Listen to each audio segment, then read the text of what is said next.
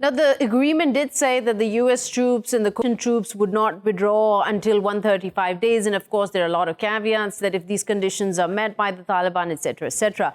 But let's not forget here also that the U.S. has officially not come out to endorse President Ghani's win, which has been delayed in itself by 5 months because of many contested votes, which have partially been audited, not completely. And he's got political opponents out there who question whether he's got a short win either way. Is this the U.S. showing not the kind of, is not showing support to President Ghani right now?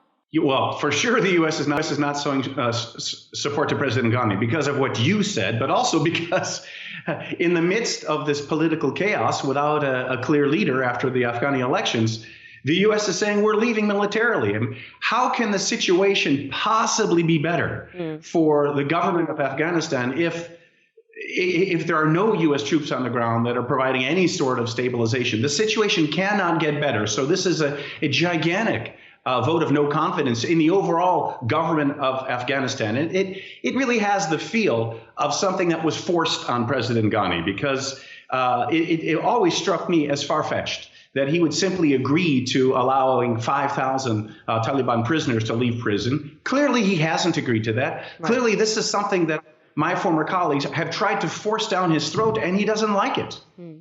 But it's hard to believe then that how the U.S.'s point man, Mr. Zalmay Khalilzad, now these talks have been going on for 18 months. He's been leading it from the Washington side. But it's hard to believe that he wouldn't have President Ghani tapped into what has been developing as now the culmination, now the agreement, the withdrawal agreement with the Taliban.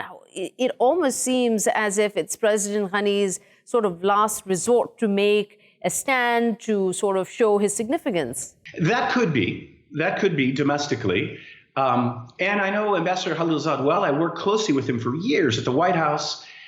He is an extremely gifted negotiator. He's creative. He builds rapport with whomever his counterpart is. And in this case, he's a fellow Afghani. But there also is a tradition, an ugly U.S. diplomatic tradition, of forcing unpalatable factors in agreements on friendly negotiating partners. So this could also be a case of the U.S. saying, sorry, President Ghani, you're weak.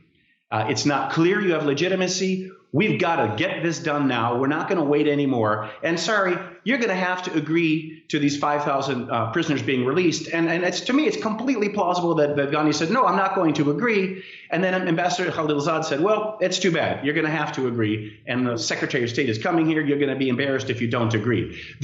This wouldn't be the first time that the U.S. has behaved that way. And Ambassador Khalilzad, as much as I respect him, did do some kind of similar things in northern Iraq way back when in 2003.